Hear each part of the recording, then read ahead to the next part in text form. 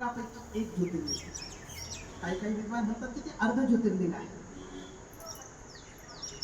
आधी दर्शन केदारनाथाचं आणि मग बद्रीनारायणाचं असा नियम आहे. केदारनाथ मंदिर पांडवांनी बांधलं. मंदिरामध्ये काय काय आहे?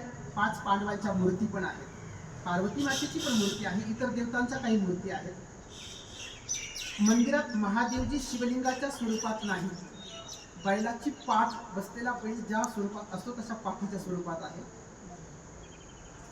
मंदिराजवळ काही कुंड होते, आता ते सध्या नाही आहेत, ते वाहून गेले आपत्तीमध्ये. पण त्यापैकी हंस नावाचं एक कुंड आहे. त्या ठिकाणी पितरांच्या मुक्तीसाठी श्राद्ध आणि पिंडदान केलं जायचं. मंदिराच्या पाठीमागे अमृत कुंड होतं. अजून एक रेतस नावाचं कुंड आहे. आणि मंदिराच्या दक्षिणेस वरती भैरवनाथ आहे, त्याचं नाव आहे मुकुंद भैरव. आणि याच तीर्थातून अलकनंदा नदीचा उगम आहे. आता केदारनाथचं पुराणांना विचारलं की तुम्ही आम्हाला महत्त्व सांगा, केदारनाथचं धार्मिक महत्त्व काय आहे? केदारनाथ तीर्थ केल्याने माणसाची सर्व पापांपासून मुक्ती होते. महाभारतातील शल्य पर्व आहे. केदार कुंडात स्नान केल्याने सर्व पाप नष्ट होतात, त्यात ते वर्णन आलेलं आहे, संदर्भ आलेला आहे. अजून एक विशेष सांगितलं आहे की जर कोणी एखादा मनुष्य घरून केदारनाथला जाण्यासाठी निघाला, परंतु तिथं पोहोचायच्या आतच त्याचा अपघाती निधन झालं, तर काय? मार्गात जरी तो गेला तिथपर्यंत पोहोचला नाही आणि पोहोचायच्या आधीच गतकाळ झाला तरी त्याला मोक्ष मिळतो, यात किंचितही संशय नाही.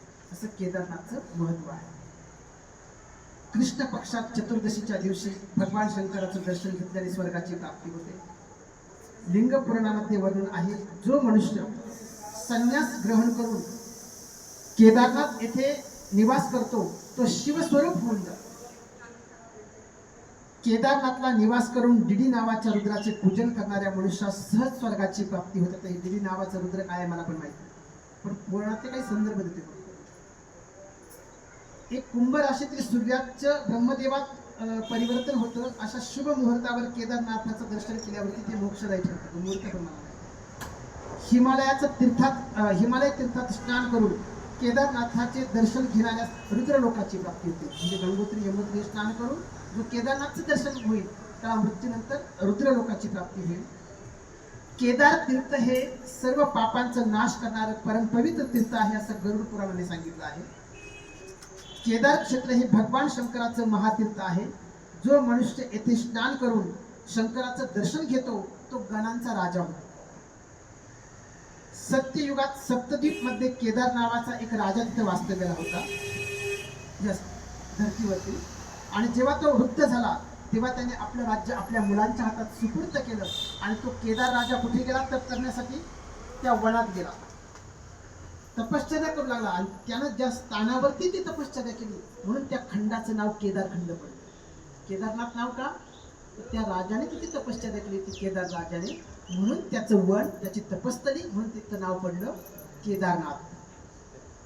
राजा केदारची मुलगी वृंदा, जी पूर्वी कमला म्हणून अवतीर्ण झाली होती, तिने विवाह केला नाही. ती ग्रहत्याग करून तिने तपश्चर्याला सुरुवात केली आणि तिने तपश्चर्या केली. ते स्थान पुढे वृंदावन म्हणून प्रसिद्ध झाले. देशात शंकराची 12 ज्योतिर्लिंग प्रस्थापित आहे भारतवर्षामध्ये. त्यापैकी केदारनाथ लिंग हिमालयात स्थित आहे.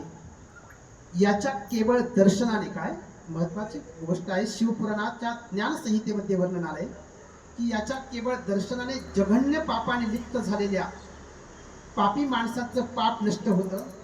ज्याने केदारनाथाचं दर्शन केलं नाही त्याचा जन्म निरर्थक आणि निष्फळ ठरला असं समजावं.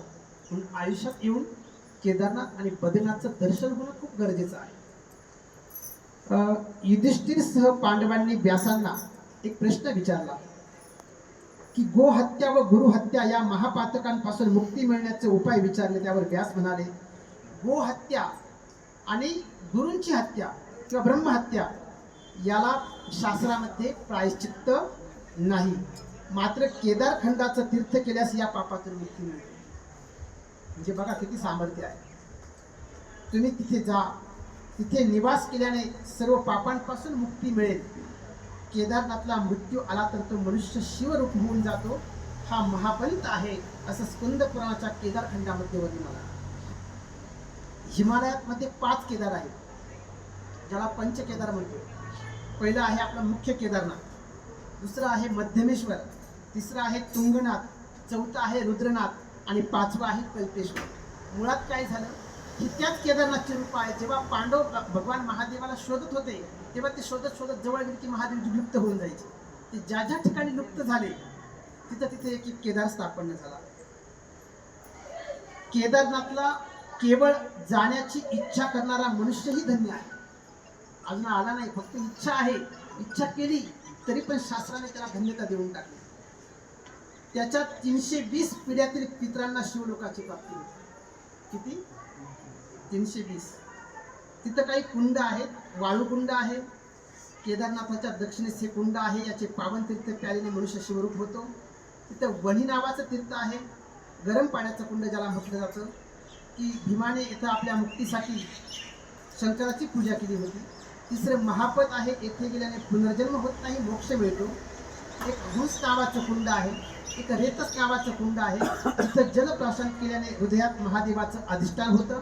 तो मनुष्य कितीही पापी असला, कोणत्याही ठिकाणी कशाही अवस्थेत त्याला मृत्यू आला तरी त्याला शिवलोकाची प्राप्ती होती. ही त्या रेतकुंडाचं महत्व आहे. आणि महादेवाच्या मंदिराच्या बरोबर पाठीमागे ज्या ठिकाणी बघा काय ते प्रलय झाला त्या साईडला शिरा अटकलीची पाठीमागून ते वाहून आणतं, त्या पर्वतावर तुम्ही जर गेले तर तिथं पाठीमागे वासुकी नावाचं एक तळ आहे, त्याचं पण धार्मिक महत्व आहे. आणि केदारनाथचं प्रागट्य का झालं ही कथा एक महत्वाची आहे. असं झालं की आपल्या वंशवधाच्या पापापासून मुक्ती मिळवण्यासाठी पांडव केदारेश्वराच्या दर्शनासाठी केदार तीर्थाला. म्हणजे लोकांनी साधूंनी संतांनी सांगितलं की तुम्हाला जर तुम्ही तुमचे बंधू बांधव मारले, त्याच्यातून जर मुक्त व्हायचं असेल तर तुम्हाला महादेवाचं दर्शन करावं लागेल. ती कैलासात गेले, तिथून महादेवजी पळाले, दर्शनच देईना. 5 ठिकाणी हिमालयात पकडलं पण पंचकेदार गुप्त होत गेले. शेवटी केदारनाथला महादेवजी फिरत होते. त्यात यांनी ओळखलं पांडवांनी की ते महादेवजी आले. शेवटी महादेवजींनी ठरवलं की यांना तर काही दर्शन द्यायचं नाही. महादेवजींनी बघितलं की ते बैलांचा कळप चालला होता. महादेवजींनी एका बैलाचं रूप धारण केलं आणि त्या कळपामध्ये शिरले. आता पांडव कसे ओळखणार महादेवांना? मग एकाने अक्कल लावली, एक काम करा म्हणे, भीम मोठा आहे, भीमाने मोठं रूप धारण केलं आणि 2 टांगा करून असं उभा राहिला 2 डोंगरांच्या मागे. आणि बाकीच्या पांडवांना सांगितलं की तुम्ही जा आणि सर्व बैल हुसकून आणा. बाकीचे सर्व बैल भीमाच्या टांगे खालून जातील, परंतु भगवान महादेव कोणाच्या टांगे खालून जाणार नाही. बरोबर यांनी सगळे बैल हुसकत आणले. सर्व बैल निघून गेले. जे खरे महादेव होते बैलाच्या रूपात ते मात्र मागे थांबले, ते भीमाच्या टांगे खाली गेले नाही. पांडवांनी ओळखलं की हे महादेव आहेत आणि जसे पांडव त्यांच्या जवळ गेले तसे महादेवजी जमिनीमध्ये बसले.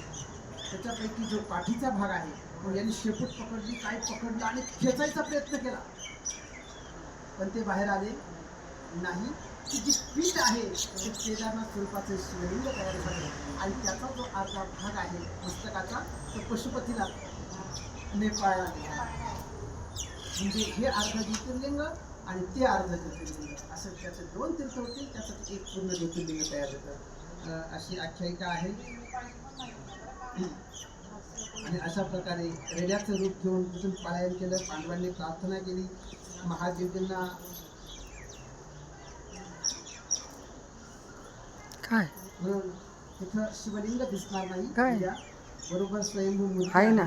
हे केदारनाथ तुम्हाला महत्व सांगितलं. आणि शेवटचं धाम आहे बद्रीनाथ.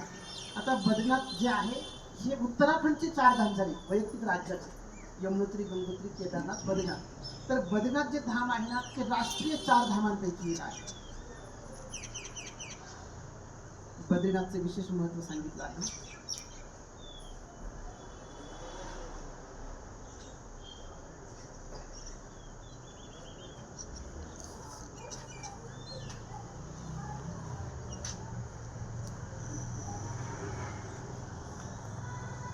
तुम्ही जात असाल हाय ना. पवन मंद सुगंध शीतल हेम मंदिर शोभितम निकट गंगा बहुत निर्मल श्री बद्रीनाथ विश्वंभरम. आरती आहे बद्रीनाथाची. कौन दिशा जगन्नाथ स्वामी, कौन दिशा रामनाथ है, कौन दिशा रणछोड़ दास स्वामी, उत्तर दिशा बद्रीनाथ है. पूर्व दिशा जगन्नाथ स्वामी, दक्षिण दिशा रामनाथ है, पश्चिम दिशा रणछोड़ स्वामी, उत्तर दिशा बद्रीनाथ है. राजकारण जगन्नाथ स्वामी. जगन्नाथ स्वामी काय करतात? तिथे बसून राज्य चालवत आहेत, राजकारण करतात.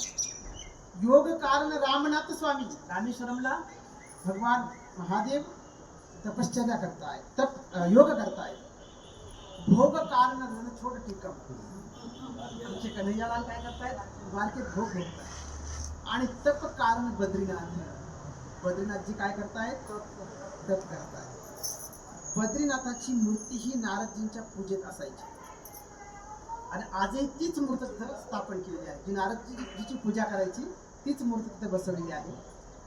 जेव्हा भारतावरती परकीय धर्मांचं आक्रमण झालं त्यापैकी बौद्ध विचारधारेने हिंदू सनातन धर्माला बऱ्यापैकी निकामी केलं आणि त्यावेळेस काही बौद्धांनी जाऊन ती मूर्ती उचलली आणि मंदाकिनीमध्ये फेकून दिली. नकोच. परंतु आद्य शंकराचार्यांनी नारद कुंडातून ती मूर्ती काढली आणि आज ज्या ठिकाणी बद्रीनाथ आहे, मंदिर आहे, त्या ठिकाणी ती स्थानापन्न केली. ह्या बद्रीनाथचं महत्व असं आहे, संपूर्ण आयुष्यात जन्माला येऊन एकदा तरी बद्रीनाथ केदारनाथ यात्रा करण्याचा योग आला तरी जीवाच्या पापांचा क्षय होऊन त्याचा आत्मा मोक्षाला जातो. कारण बद्रीनाथ महात्म्याचा एक श्लोक आहे, बहुती संती तीर्थानी दिवी मुमौ रसा सुच बद्री सदृशम तीर्थम न भूतम न भविष्यत. या कलियुगात जो बद्रीनाथची भक्ती करेल तोच मनुष्य धन्य आहे. बद्रीनाथ सारखे तीर्थ ना भूतकाळात झालं ना भविष्य काळात होईल. या तीर्थाने काय काय प्राप्त होतं? धर्म, अर्थ, काम आणि मोक्ष चारही पुरुषार्थांची प्राप्ती होते. जो मनुष्य बद्रीनाथला जातो त्याच्या पुण्याची गणना करण्याचं सामर्थ्य कोणामध्येही नाही. ही तीर्थाची फलश्रुती सांगितली. बद्रीनाथाचं मनोमन स्मरण केलं तरी जीवन सफल होतं. बद्रीनाथला वास्तव्य करणारे लोक साक्षात विष्णुरूप होऊन जातात. पाप्यांना सुद्धा ऐश्वर्याची प्राप्ती होते. म्हणून म्हणतात, जो एक बार जाए बद्री वो कभी न होवे दरिद्री और कभी न आए उदरी. बद्रीनाथला जाणाऱ्या माणसाचं दारिद्र्य संपतं अशी फलश्रुती आहे. बद्री बद्री शब्दाच्या उच्चारणाने सर्व पापांचा नाश होतो. बद्रीनाथला गेल्यावर तिथे जो भाताचा प्रसाद आहे तो कोणी डावलू नका. मंदिराच्या एक्झॅक्ट मंदिराच्या समोर मंदिराच्या उभं राहिलं की डाव्या हाताला तिथं भाताचा प्रसाद भेटतो. तो डावलायचा नाही किंवा मला खायचा नाही, मला भूक नाही, लोकांना माहीत नसते या गोष्टी. तो डावलायचा नाही, कारण तो डावलल्याने त्याला चांडाळापेक्षा पण अधर्मीपणाचा दोष लागतो. कारण साक्षात लक्ष्मी डावली म्हणजे तिरस्कार करायचा नाही, घ्यायचा तो म्हणजे आम्हाला नको असं म्हणायचं नाही, त्याला त्यागायचं नाही. हा तो घ्यायचा, ते वाटत असतात तिथं, तो सोडायचा. हा हो, कारण साक्षात लक्ष्मी तो प्रसाद नारायणासाठी बनवते. ज्याने मासभर जरी इथे सुवर्ण दान केलं तरी त्याला पृथ्वी दान केल्याचं पुण्य मिळतं, अघोर तपाचं फळ मिळतं. मास म्हणजे कळलं ना, 000 सोनार असतं त्याला माहिती. आपल्या पितरांच्या मुक्तीसाठी थेंबभर जरी पाणी तर्पण केलं तरी तो मोठा भाग्यवान, त्याने पितरांची 100% मुक्ती केली. म्हणजे आता जे पिंडदान ज्यांच्या आईवडील नाही आहे त्यांनी 100% तिथे गेल्यावर पिंडदान करायचं म्हणजे करायचंच आहे. कारण का पुढे सांगतो मी तुम्हाला. आणि ज्यांचं आहे घरी आईवडील त्यांनी फक्त हातात पाणी घेऊन काय करायचं आहे? तर्पण करायचं आहे की आमच्या पितरांना जिथं असेल तर आमच्याकडे हे पाणी पोहोचव. करायचं तुम्हाला अधिकार आहे. ते तिथं गुरुजी असतात, गुरुजी जे ब्राह्मण असतात ना ते फसवत नाही, ते तुम्हाला सत्य परिस्थिती सांगतात. तुम्ही तुमची माहिती त्यांना फक्त बरोबर द्या, कोण आहे, कोण गेलंय, कोण काय, कोणाबद्दल करायचं आहे. तिथं तप्तकुंड आहे, त्याच्यामध्ये आपल्याला स्नान करायचं आहे. अग्निदेवाने इथं तपश्चर्या करून आपला सर्व भक्षी पातकांचा नाश केला. अग्नीचा स्वभाव काय आहे? वाळलेले जाळ खातो, वलय खातो, सगळं जाळून टाकतो. म्हणून त्याला सर्व भक्षी नावाचा दोष लागला होता. त्या दोषातून मुक्त होण्यासाठी त्याने तिथं तपश्चर्या केली. देवाने वर दिला, जो या कुंडात स्नान करील त्याची सर्व मोठमोठी पातकं नष्ट होईल आणि तो जीव पवित्र होईल. पुढे नारद कुंड आहे, तिथे जलपान करावं, त्याने मोक्ष मिळते आणि शिवलोकाची प्राप्ती होते. तिथे एक ब्रह्मकपाल नावाचं तीर्थ आहे. गया येथील पितृतीर्थापेक्षा सुद्धा अष्टगुणांनी अधिक सात्विक असे हे तीर्थ आहे. आणि आपले पूर्वज, विशेषतः वाक्य महत्वाचं आहे, सर्वांनी लक्ष द्या. आपले पितर पूर्वज जिथे असतील, ज्या अवस्थेत असतील, तिथून आपल्याकडे बघत असतात, की आपल्या वंशजाकडे दृष्टी लावून बघत असतात की कोणी आपला वंशज या क्षेत्रात ब्रह्मकपालला पिंडदान करेल आणि आमचा उद्धार होईल. तो बघत असतो की आमच्या घराकडून कोणी बद्रीनाथच्या दिशेने जातो आहे की नाही. आणि जसं कोणी बद्रीनाथच्या दिशेने जायला लागेल तर त्यांना खूप आनंद होतो. त्यांना असं वाटतं की अरे वा, हा निघालाय. आणि जर तिथे जाऊन तुम्ही त्यांच्यासाठी पिंडदान केलं नाही तर त्यांची अवस्था काय होत असेल. म्हणून आज तुमचे पितर तरी नक्कीच आनंदित आहेत की तुम्ही बद्रीनाथला जाणार आहात. सर्व प्रकारे दुर्गतीला गेलेले, पाप केलेले पितर आपल्याकडे ह्या आशेने पाहतात की हे माझे वंशज मला पिंडदान करतील आणि आम्हाला मोक्ष प्राप्त होईल. म्हणून माझा बद्रीनाथ खूप दयाळू आहे, साक्षात विष्णू आहे, दिनाचा सोयरा आहे. तोच माझा पांडुरंगही आहे आणि तोच माझा श्रीरामही आहे, तोच माझा विष्णू आहे. अशा प्रकारे बद्रीनाथजीचं महत्त्व मी तुम्हाला या ठिकाणी विशद करण्याचा प्रयत्न केला.